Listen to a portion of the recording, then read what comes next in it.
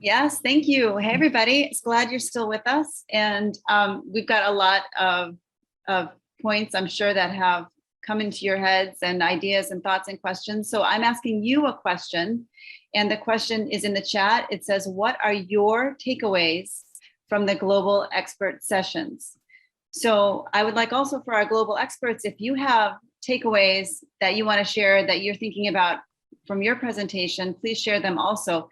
But I'd like everyone to go ahead and also turn on your videos if you're able to, so we can be able to see each other and see who's still with us in our group and share some of our takeaways. The reason that we're doing this is because we want to be able to understand what's resonating with our attendees, our audience here today, and to think about where are some directions we can continue with this. These conversations are really important and a lot of things were raised today.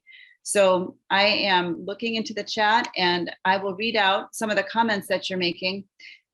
Think about what's most relevant to you or what's most interesting or an exciting idea that you heard today. And if we want to go back to the format where we can see everyone, that's great. I don't have to be necessarily spotlighted here. We can have a moment where everyone wants to share some comments and lessons, can put them in the chat. And we've already got them coming in here. So I will just point out that we have things coming in the chat. I don't know if everyone's able to see that easily, but we have a key lesson from Mark: depend on science, invest time and effort in meetings and relationships. Expect that it will take time and effort to build trust. Make sure you have support from higher authorities to do what you do.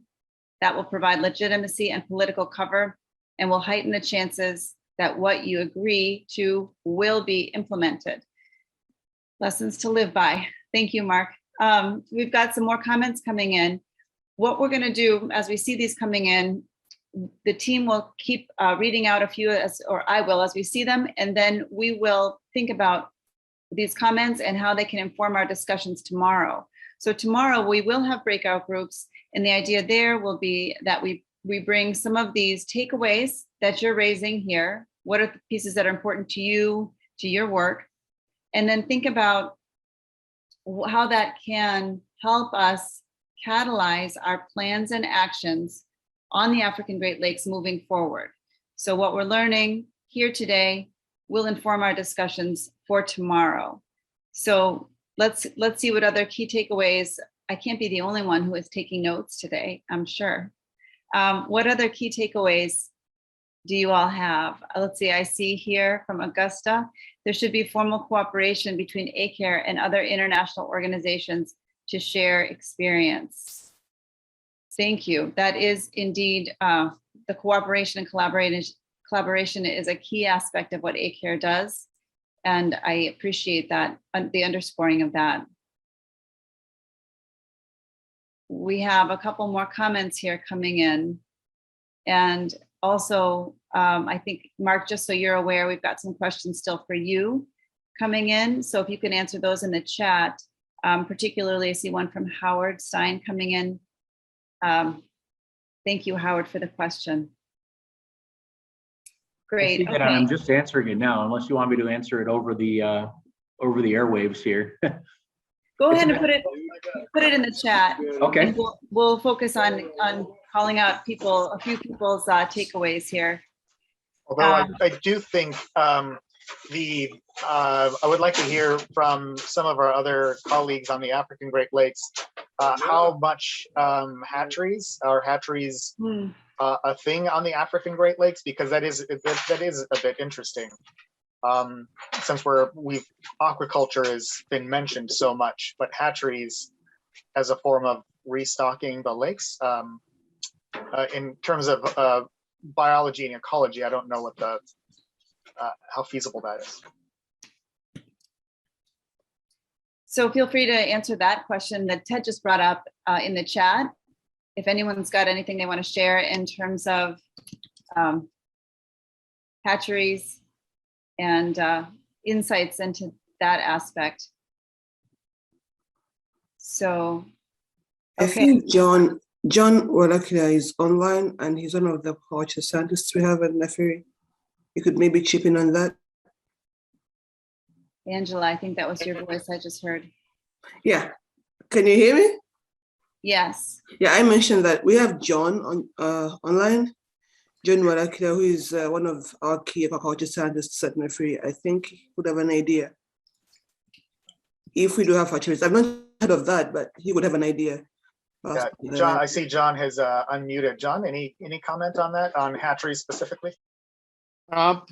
We do have hatcheries along the lake shores, Lake Victoria, Lake Albert, but these are mainly private hatcheries for selling fish for commercial fish farming, and rather than restocking. This hasn't been done, and it's one thing that we need to look at as government. Maybe government hatcheries will have to look at that, and then purposely to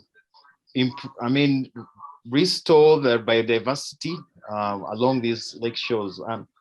But we don't have specifically one that does the restocking of lakes or even rivers.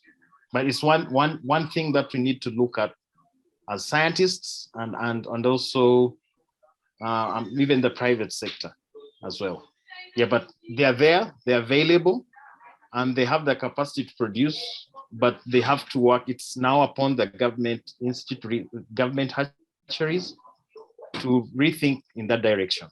I beg to submit. Great, thank you very much for that comment.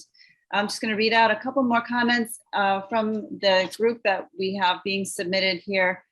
Collaboration is key for sustainable large lakes management. Thank you, Zeph, for that comment. And then from Ken, restocking lakes can be an uncertain business. Indeed. Pierre Denis is giving a shout out about data, which is no surprise, of course. Organizations that have developed protocols for exchange of data could maybe share this, since it could be helpful to develop a protocol as discussed recently by various African Great Lakes stakeholders. So a protocol related to data. Great, thank you. And then another key lesson from Eric, collaboration, sharing of interest on the sharing resources. So again, about collaboration and thinking about shared resources. Yeah, interesting. Also, I think the historical perspective that you brought into this today, Matt. From Farida, the need for data repositories managed and maintained for long-term use and learning from past management interventions to improve planning for future. Adaptive management is key.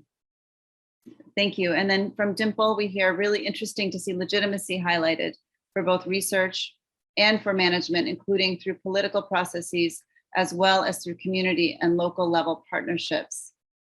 Yeah, so a lot of the themes that have come out of today's talk, I think they are taking into consideration both the ecosystem and the human aspect of management, looking at it both long-term and in the present day. So I think these pieces that are coming out about that really are worth further discussion in our small groups tomorrow.